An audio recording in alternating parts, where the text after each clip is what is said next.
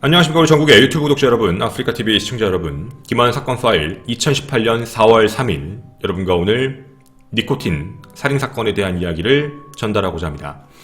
오늘 이 이야기에 앞서서 먼저 좀 말씀을 드리고 싶은 건 제가 오늘 사건을 1부, 2부로 나누는 게 아니고요. 이 두 가지 사건을 같이 볼 겁니다. 일단 니코틴 살인사건이 처음 발생했던 2016년에 대한 이야기를 먼저 출발을 해서 그게 지금 결과가 어떻게 나왔는지를 얘기를 드리는 이유가 이 사건이 어떻게 진행됐는지 모르는 상태로 이번에 터진 니코틴 살인사건 두 번째 이야기를 듣게 되시면 다른 생각을 하실 수도 있습니다. 그리고 정보가 너무 중구난방으로 우리에게 자극적 내용들만 알려져 있고요. 그리고 지금 현재 니코틴 살인사건 두 번째 피의자는 자신이 죄가 없다라는 부분으로 어떻게든 빼려고 합니다. 제가 오늘 그리고 그게 거짓일 것 같다라는 그 근거를 여러분에게 최초로 전해 드리려고도 합니다. 끝까지 잘 부탁드리고 오늘은 조금 김한 사건 파일 내용이 길 것 같습니다. 함께 해주시면 좋겠습니다. 혹시 여러분은 니코틴 살인사건을 기억하고 계십니까?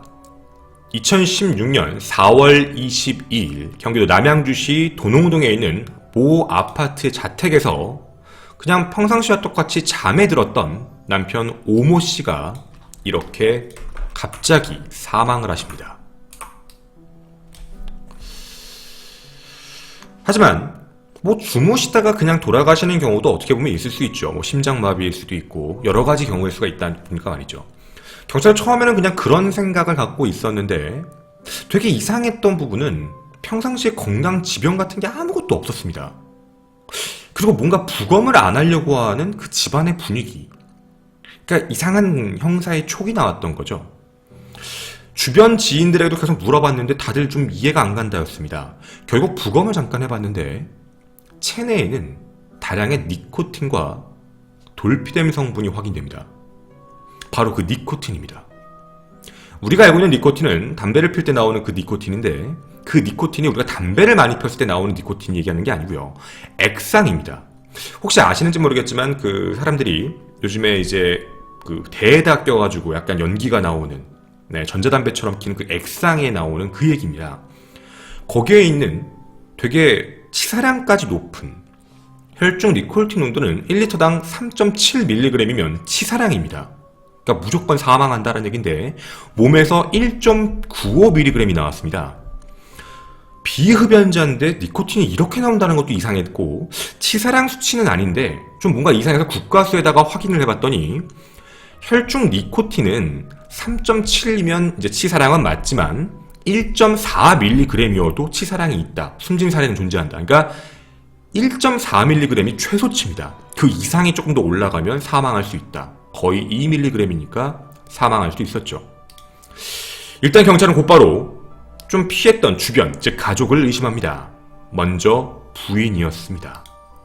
부인 송씨인데요.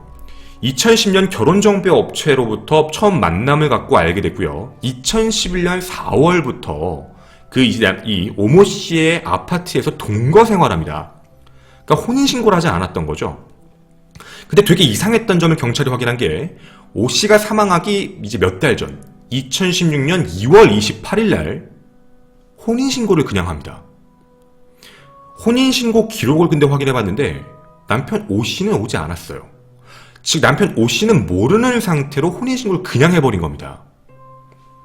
그리고 혹시 혼인신고할 때 증인이라는 사람이 있어야 되거든요. 근데 그 증인이 원래 대부분 가족이나 친구들 이런 사람들을 데리고 가잖아요. 연고가 없는 황모 씨라는 사람이 증인을 섭니다. 경찰도 황모 씨가 누구지? 뭔가 느낌이 이상한데? 라는 생각에 송 씨와 그 황모 씨에 대한 부분을 조사를 해봤는데 이상한 혐의점이 하나 확인됩니다. 송모 씨가 여기 있는 황모 씨에게 계속적으로 돈을 보낸 게 나옵니다. 그 연락을 되게 자주 합니다. 아파트 CCTV를 확인해봤는데 실제로 당시에 남편 오 씨는 이제 일주일로 다닐 때 주말 부부였습니다. 주말에만 집에 오고 평일엔 집에 없었는데 말이죠. 평일에는 황 씨가 집에 오는 게 확인이 됩니다. 경찰이 뭔가 이상한 생각을 하기 시작하죠. 알고 봤더니 2015년 7월 달부터 송 씨는 황 씨와 내연 관계였습니다. 내연 관계로서 함께 있다가 혼인신고를 하지 않다가 사망하기 몇 달 전 혼인신고를 갑자기 하고 그리고 일이 터진 거죠. 그리고 이곳에선 간접 증거들이 하나씩 나타나기 시작을 합니다. 실제로 송씨의 경우부터 먼저 좀 말씀을 드릴게요.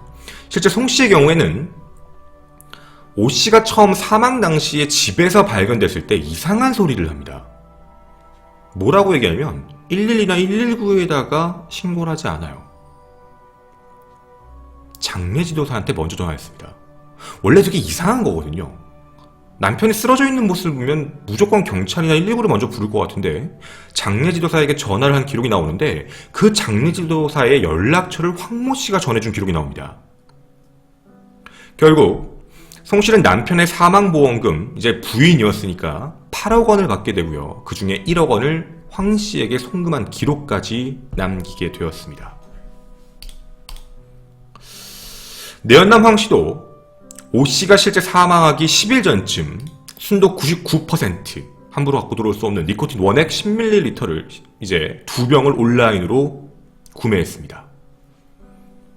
그리고 인터넷에 치사량, 사망신고 후 해야 활동 이런 것들을 검색한 기록까지 전부 확인이 됩니다. 근데 이 사건이 왜 우리가 조금 중요했었냐면 이 부분이었습니다. 분명히 이 사건은 뭐 어떻게 된 건지는 모르겠지만 니코틴 때문에 돌아가셨습니다. 그리고 경찰에서도 이 부분을 증명하기가 되게 어려웠습니다. 니코틴 가지고 사람을 죽였다. 근데 문제는 주입을 어떻게 했을까가 문제였던 거죠. 유력한 정황 증거는 있는데 실제 범행을 했다라는 그 증거 물증이 없는 상태에서 이걸 과연 유죄로 판결할 수 있을까에 대한 부분에서 모든 사법부의 초점이 맞춰집니다. 그리고 여기에 있는 송 씨의 실제로 변호인단도 그 부분을 굉장히 많이 강조를 했었거든요. 난 죽인 적 없어요. 죽인 증거를 주세요. 황 씨도 마찬가지입니다. 아니, 내가 사다 놨는데 이 사람이 실수로 마신 걸 수도 있잖아. 이걸 생각해야지. 이런 식으로 얘기가 계속 넘어가게 됩니다. 근데 결국 재판부는 다수의 아까 말씀드렸던 유력 증거들, 정황 증거, 돈을 송금한 부분, 그리고 이제 그거 말고도 니코틴을 구매한 부분, 내연관계였다라는 부분, 그리고 여러 가지 사건 이유에 대한 부분을 인터넷에 검색했다는 부분, 정황상 누가 봐도 범인이라는 증거, 정황 증거를 보면 유죄로 인정할 수밖에 없다. 근데 변명으로 일관하며 이 둘은 반성을 하지 않는다. 피고인의 탐욕으로 귀중한 생명을 잃게 되었다. 라고 얘기하며 사문서 혐의, 그리고 살인 등 총 7가지의 혐의로 송모 씨와 내연남 황모 씨에 대해서 의정부 지법은 1심 무기징역을 선고합니다. 물론 이들은 항소했지만 말이죠. 어쨌든 1심은 이거에 대해 무기징역을 내렸습니다. 자, 제가 여러분에게 첫 번째로 먼저 이 사건을 말씀을 드린 이유는 오늘 제가 두 번째로 이야기할 사건의 하나의 베이스입니다. 지금 분명한 건 어떻게 살인을 하는지 모른다. 그 부분에 논란이 있었다? 근데 이 부분에 대해서 간접 증거를 인용해서 그렇게 해서 이제 무기징역을 내렸다. 이 이야기가 왜 중요하냐면 니코틴 살인 사건 두 번째의 용의자가 이걸 굉장히 악용한 티가 납니다. 그래서 말씀을 드리는 겁니다. 정말 이 니코틴 살인 사건 두 번째 용의자는 제가 미리 말씀을 좀 드리면 정말 나쁜 사람입니다. 자, 오늘 여러분에게 이제 그 이야기를 전해드리도록 하겠습니다.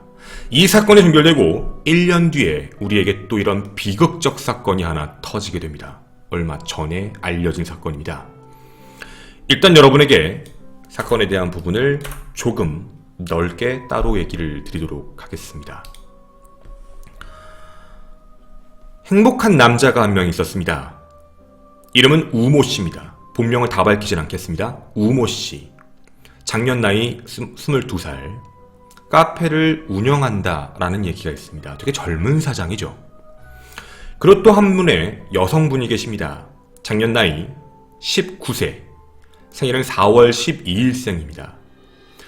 이분은 누구셨냐면 우모 씨의 부모님, 우모 씨의 부모님이 운영하는 음식점 가게의 알바생이었습니다. 자, 이 둘은 뭐 어쨌든 좀 젊은 남자였고 또 어린 친구였지만 둘의 나이 차이가 약 3살 정도 났지만 어쨌든 부모님 이제 가게에서 아르바이트를 하는 친구로서 보게 되고 교제를 하게 됩니다. 그 교제 시기가 2015년 10월에서 11월경. 그러니까 나이로 따지면 한 17살 정도였습니다. 17살 후반 정도 여성분이 그때쯤 교제를 시작하게 됩니다. 이 둘은 사랑에 빠졌을 겁니다. 그리고 총 1년 6개월 정도를 교제하고요. 1년 6개월 동안 교제라며 확신이 있었을까요? 둘은 되게 어린 나이인데도 불구하고 결혼을 결심하게 됩니다. 근데 문제는 둘의 결혼에서 한 가지 딱 문제가 생겼습니다. 돈이 문제가 아니고요. 부인이 될 김모 씨가 당시 아직 미성년자이기 때문에 결혼을 혼자 할 수는 없었습니다. 하려고 해도 이제 부모님의 동의가 필요했던 거죠. 그래서 결국 어떻게 되냐, 아까 4월 12일이라고 말씀드렸잖아요. 4월 12일 자신의 생일이 지나고 나서 바로 이틀 뒤입니다. 2017년 4월 14일 날 이 둘은 혼인신고를 합니다. 부모님이 모르는 상태로 말이죠. 부모님의 동의 없이 자신들의 능력으로 혼인신고를 직접 하게 됐습니다. 자, 여기까지만 봐도요, 되게 아름다운 이야기입니다.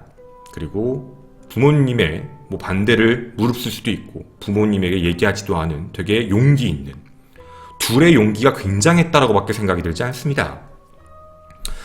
그리고 부모님의 반대를 무릅쓰고 한 결혼이었습니다. 당연히 결혼식도 없었습니다.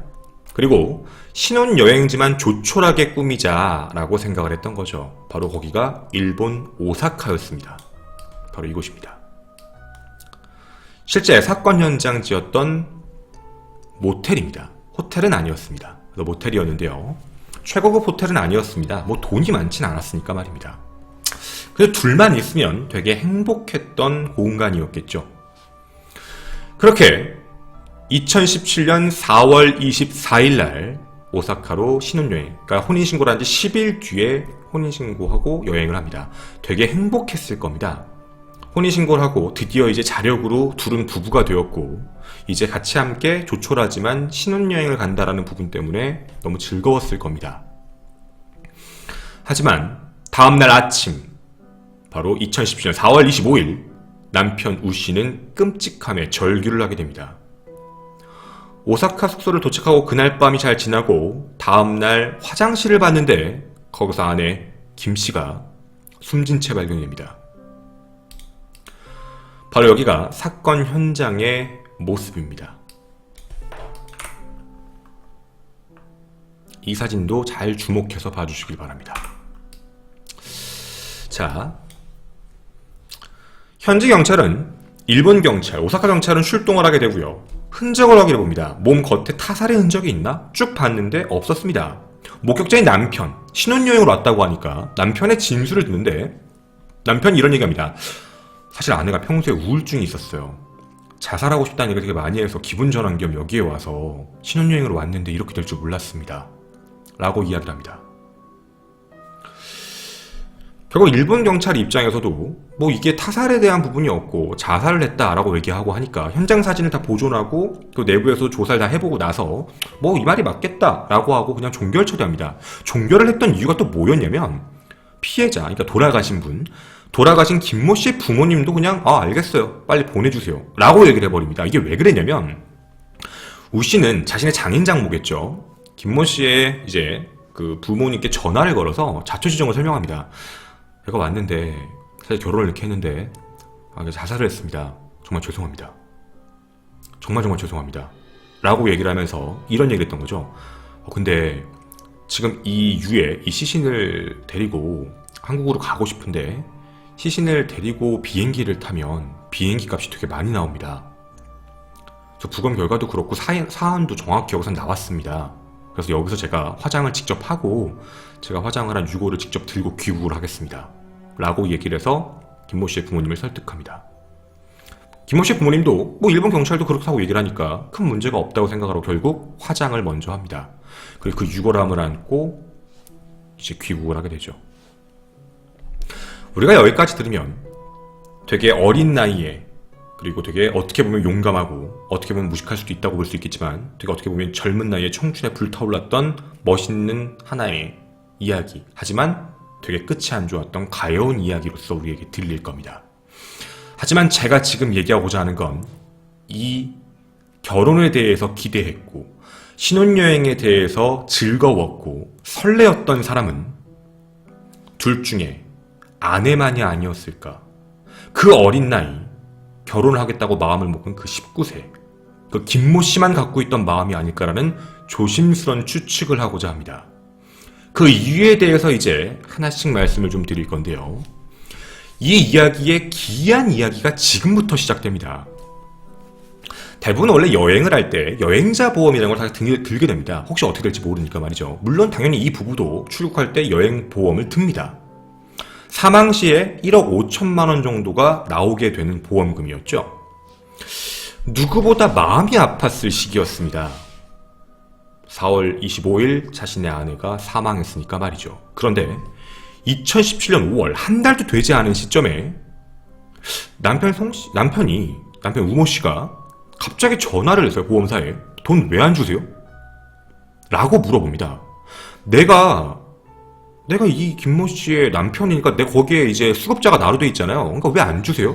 라고 얘기를 했던 겁니다. 그래서 거기에 있는 보험 담당자, 아니 그거 자살이잖아요. 자살은 보험금 지급이 안 되죠. 되게 당연한 이유잖아요. 자살은 보험금 지급이 안 되는 건데 당연한 거 아닙니까? 라고 얘기합니다.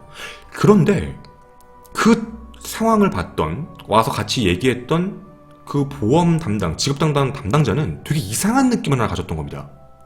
불과 몇 주 전에 자신의 아내가 죽었는데 와서 저런 표정을 짓는다고? 자살은 보험금 지급이 안 됩니다라고 했더니 굉장히 뭔가 실망하는 표정을 당시의 모습에서 보여줘 버렸던 겁니다. 그래서 그걸 보고서 이거 약간 뭔가 이상한데?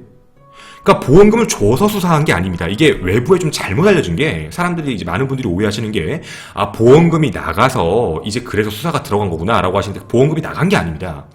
보험금이 나가지도 않았는데 그냥 보험금을 받으러 왔다 자살해서 안 됩니다라고 했던 그 모습을 본 보험 그 분이 이게 느낌이 너무 이상하다고 생각해서 경찰에다가 내사 조사를 해달라고 요청을 합니다. 이 느낌이 너무 이상하다.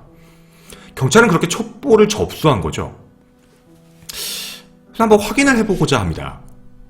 수사를 시작하는데 한 가지 경찰들도 시작했던 이유가 있었거든요. 머릿속에 떠오르는 사건이 하나 있었습니다. 2016년 의정부에서 벌어진 니코틴 살인 사건.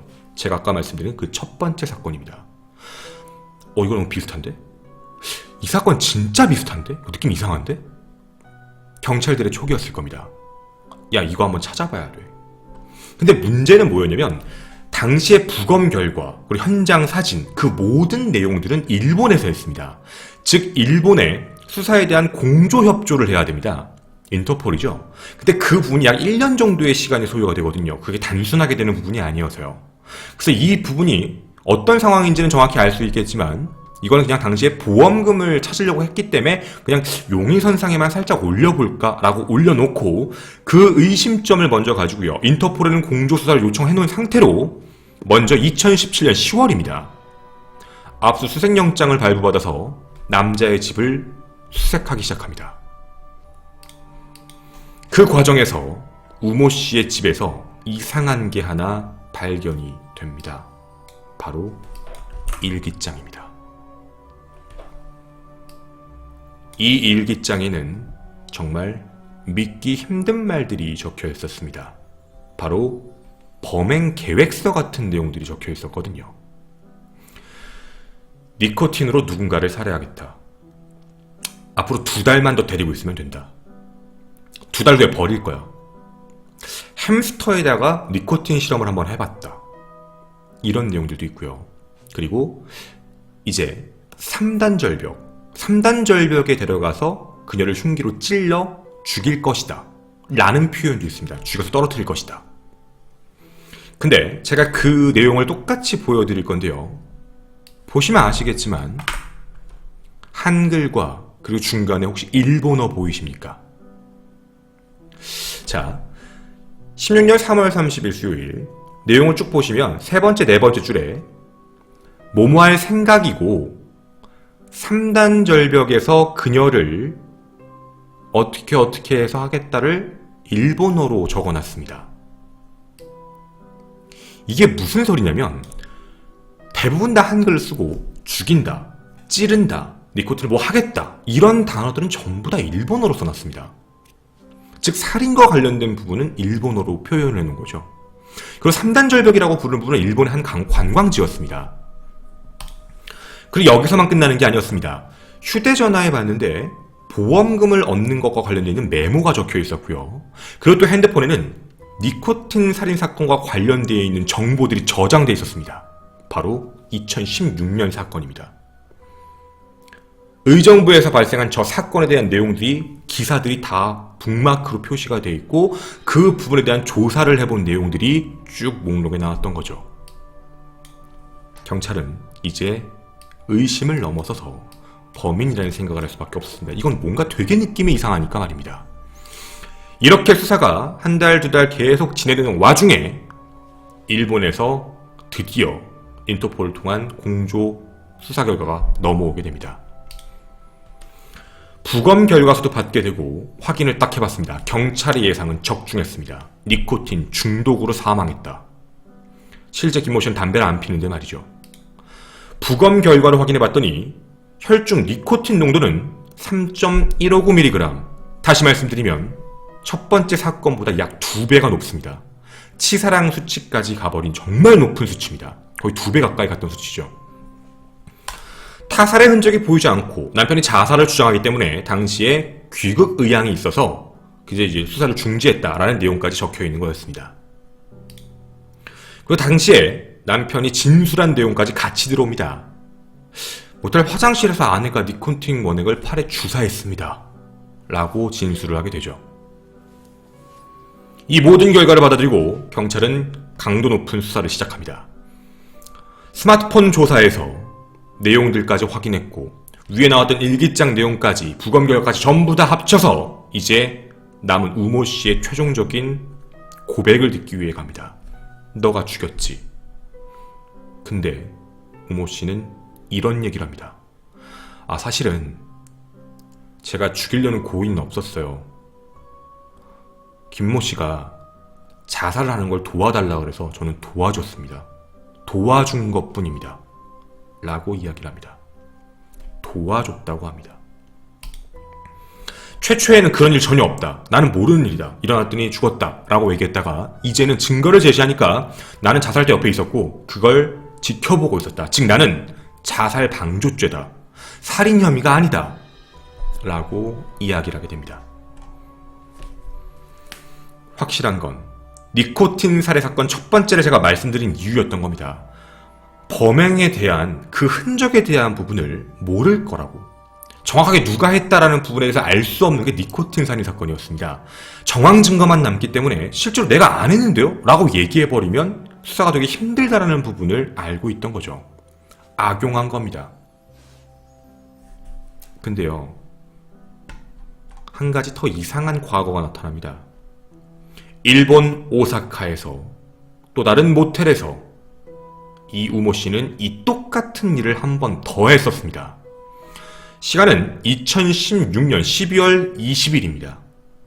2016년 12월 20일 다른 여성, 이제 제가 A모 씨라고 하겠습니다. 22세였습니다. 애인 관계였습니다. 전 여자친구 관계로서 오사카에 같이 놀러가서 숙박을 하고 같이 술을 먹고 아침에 깼는데 괜찮아? 이러면서 이제 숙취 해소 음료를 줬다고 해요. 근데 그거를 딱 먹었는데 맛이 너무 이상했다고 합니다. 뭔가 암모니아 향도 나고 뭔가 이상한 탄향 같은 게 좀 나고 해서 이거 뭐야? 라고 하고 안 먹었다고 합니다. 바로 그게 뭐냐면 니코틴을 탄 음료였습니다. 뭔가 목이 조금 마셨는데 타는 느낌과 암모니아 냄새가 났다라는 진술에 경찰은 확인하죠. 탔구나. 100%구나. 즉 살인 미수입니다. 수법, 계획, 그리고 모든 목적지까지 유사합니다. 그리고 실제로 니코틴 원액을 어떻게 갖고 왔나 조사를 해봤는데 이게 소름이었습니다. 니코틴 원액을 실제로 통과해서 갖고 들어온 사람은 우모 씨도 김모 씨도 아니었습니다. 전 여자친구였던 A모 씨였습니다. 실제 문자 기록과 내부를 확인해봤더니 우모 씨가 A 씨한테 이런 얘기를 합니다. 내가 전자담배 피우는데 필요해 라고 하면서 해외 사이트에서 그걸 구매해달라고 해서 니코틴을 실제로 그 여성분이 구매한 걸로 해서 실제 세금 통관이 됩니다. 통관이 그렇게 들어옵니다. 그리고 그걸 받아서 죽이려고 시도했던 거죠. 피해자의 굉장한 구체적 진술이었습니다. 즉 현재 자신은 자살 방조 혐의로만 피해 나가려고 했는데 현재까지 나와 있는 건 살인 미수 하나, 그리고 살인, 여기까지 어쩌면 있는지도 모릅니다. 계획범죄고요. 살해 혐의를 현재 부인하고 있지만 기록도 많고 정황 증거가 니코틴 살인 사건 첫 번째와 비슷하게 많이 나옵니다. 당연히 법원에서는 유죄 선고를 내릴 가능성이 지금 현재 되게 높다라고 생각합니다.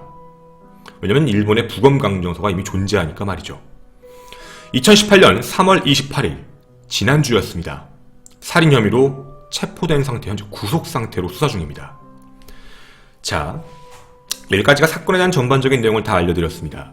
근데 우리가 지금 생각을 조금 해볼 게 있었어요. 제가 되게 무서웠던 부분 중에 첫 번째가 뭐였냐면 통관에 대한 문제였습니다. 지금부터는 제 개인적인 얘기일 수도 있으니까 여기가 불편하시면 사건에 대한 내용만 정보 받으시고 가셔도 좋을 것 같습니다.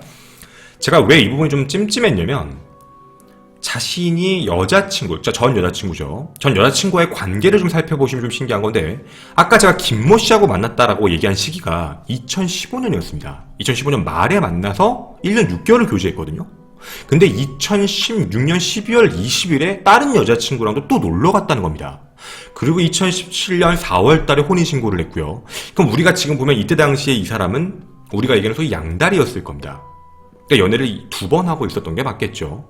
근데 2번 하고 있는 상태에서 한 명을 죽일 계획을 세우고 한 명에게 그걸 달라고 얘기한 겁니다. 자, 여러분, 제가 예를 들어 드리겠습니다. 이게 조금 무서웠는데 만약에 전 여자친구였던 그분이 그 음료를 먹고 죽었다고 합시다. 만약에 돌아가셨다고 가정을 한번 해보겠습니다. 끔찍하지만 사건은 어떻게 종결이 됐을까요? 니코틴이 어디서 났지? 니코틴을 왜 마셨지? 자기가 자기 입으로 먹은 거잖아요. 자신의 손을 들고 자기가 마신 거니까 니코틴 액이 어디서 났지? 니코틴 액이 어떻게 들어왔는지 확인을 해볼까? 아, 자기가 직접 샀구나. 같이 갔던 남자친구가 얘기하는 건 평소에 우울증이 있었다더라. 자살이구나. 몰아갈 수 있는 방법이었습니다. 자살로. 우리가 좀 생각을 바꿔보면 말입니다. 아, 밖에서 나온 얘기는 절대 아닙니다. 우리가 그냥 이걸 잘 생각해보면 왜 다른 사람을 통해서 통관을 시켰을까? 나는 받은 적 없다 해요. 아, 여기서 시작이었구나. 이 사람부터 처리하고 그 다음에 자신이 어린 결혼할 사람, 그 사람을 어떻게 보면 계획적으로 죽일 생각이었나? 라는 생각이 들 수밖에 없습니다. 그리고 제가 가졌던 두 번째 의문점입니다. 실제 당일날의 모습의 흔적에서 말씀을 좀 드리겠습니다. 여러분에게 이 사진을 조금 크게 확대해서 보여드리게 되면 아마 여러분도 어느 정도는 공감하실 수 있을 거라고 보는데 이게 첫날의 모습입니다. 전날 도착을 해서 우리가 봐도 짐을 푼 흔적입니다. 누가 봐도 짐을 푼 흔적도 있고 무언가 봉투 같은 게 있으니까 외부에 나가서 무언가를 사왔다라고도 볼 수 있을 것 같습니다. 아마 오자마자 곧바로 뭔가 사람을 죽이려고 시도했다라는 생각은 사실 들지는 않겠습니다. 그럼 제가 한 가지를 띄우도록 하겠습니다. 실제 사건 현장에 있었던 바로 요겁니다. 현장에서 발견된 니코틴입니다. 분홍색에 달려있는 조그마한 저기가 현재 니코틴인데요. 저 니코틴을 그냥 마신 게 아니었습니다. 주사기로서 주사를 넣었던 거죠. 쇼핑 같은 것도 많이 한 것으로 보입니다. 즉 도착하자마자가 아니라 신혼여행에 대한 걸 즐기고 하지 않았을까에 대한 고민입니다. 제가 궁금증을 가진 건 바로 이겁니다. 보시면 주사기가 보이실 겁니다. 저 주사기로 자신의 팔에 꽂고 자살을 시도한 것이다 라는 이야기입니다. 근데요, 제가 이 사진에서 개인적으로 좀 이상했던 부분이 하나 있었습니다. 여러분은 혹시 어떤 생각이 드셨는지 모르겠습니다. 일단 제가 눈에 띄었던 부분은 자살을 했다라고 얘기를 분명히 했는데 자살 도구를 어디서 샀을까요? 자살 도구를 일본에서 샀을까요? 니코틴은 가져갈 수 있다라고 가정을 하더라도요. 뭐 주사기나 이런 부분을 그러면 일본에서 다 구매를 했던 것일까? 뭐 그럴 수도 있죠. 아내분께서 같이 쇼핑을 하면서 난 되게 살기 싫다라는 생각이 들어서 그랬을 수도 있죠. 근데 만약 한국에서 챙겨간 거라면 우리가 어떻게 얘기해야 될까요? 만약입니다. 한국에서 챙겨간 부분이라면 우리가 좀 의심을 해봐야 될 부분이 있습니다. 지금부터 하나 보여드리도록 하겠습니다. 확대하겠습니다.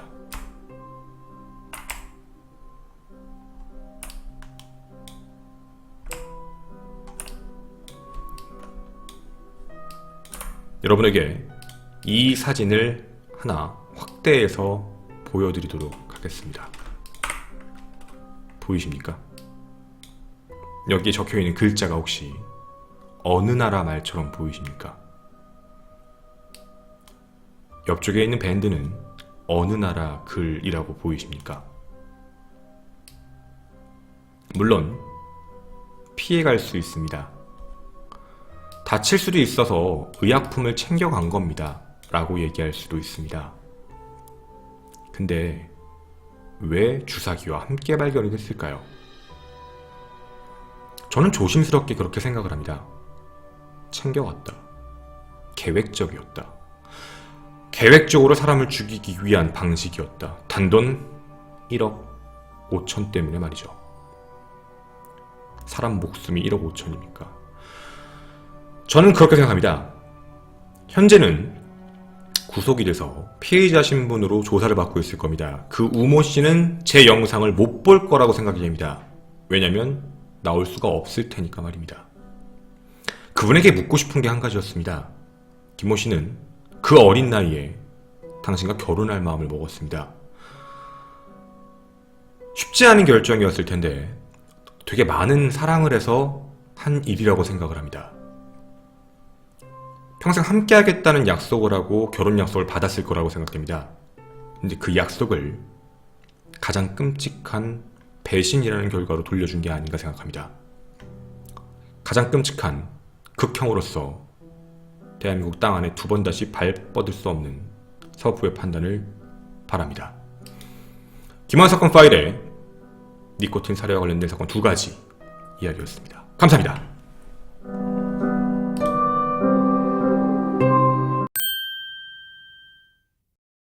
우리가 꼭 생각을 해봐야 될 부분이었던 거예요. 왜 굳이 화장을 하겠다고 했는지. 계속 화장을 주장했다고 해요. 자기가 너무 아끼니까, 사랑하니까. 그래서 이제 뭐 다들 그렇게 됐으니까 화장을 제가 하고 가겠습니다 라고 얘기를 했는데 왜 그렇게 화장을 서둘러서 했을까요? 네. 그러니까 저는 되게 많은 의심점들이 남는 사건이라고 생각을 합니다. 네. 조금만 정리를 해서 말씀을 좀 드리면 제 개인적 견해로는 첫 번째 사건이 이제 2병을 들고 들어왔던 전 여자친구를 자살로서 일단 한번 시도를 해서 했는데 마시는 걸로는 죽지 않는구나. 마시는 건 아니네. 그랬고 두 번째로는 마시는 게 아니라 첫 번째 니코틴 살해 사건까지 확인을 했으니까 여행자 보험도 가입을 해놓고 보험료에 대한 것도 생각을 해보고 그리고 너무 단기적으로 사람을 죽였다는 거예요. 너무 단기적. 이게 정말 돈이 순수하게 돈만 목적이었다면 되게 장기적으로 봤었어야 되는 게 맞다라고 저도 보거든요. 그리고 더 보험금을 크게 받았어야 되는 게 맞는데 단기적으로 처리했다는 건 제 느낌은 실험이에요. 실험을 했다. 좀 무서운 얘기긴 한데. 그러니까 첫 번째 테스팅 마시는 걸로 안 되네. 두 번째 테스팅 자살로는 받아주는구나. 자살로는 되네. 근데 보험금이 안 되는 거구나. 세 번째 테스팅. 만약 그 보험 설계사가 이걸 눈치를 못 챘다면 만약에 세 번째로 갔다면 어떤 일이 발생됐을지 몰랐던 거예요. 우리 누구도. 물론 저의 지나친 추측이거나 어떻게 보면 지나친 이제 되게 과대 상상을 하는 걸 수도 있지만 이 상황만 놓고 보면 테스팅을 했다라고 밖에 납득이 안 가요. 그렇게 죽이는 게 말이에요. 그래서 저는 이 사건에 대해서 여러분에게 말씀을 꼭 드리고 싶었던 건 우리가 모든 사람들이 도대체 왜 죽인 거야? 라고 생각을 하는데 저는 개인적으로 테스팅을 했다는 생각이 들고 사이코패스처럼 정상적인 사람이라 생각되진 않아요. 2016년 3월 달에도 계획을 했던 걸 보면 말이죠. 그래서 네, 이 사람은 그렇게 정상적인 사람이다라고 보이지는 않습니다. 저는 개인적으로요. 네, 뒷이야기였습니다.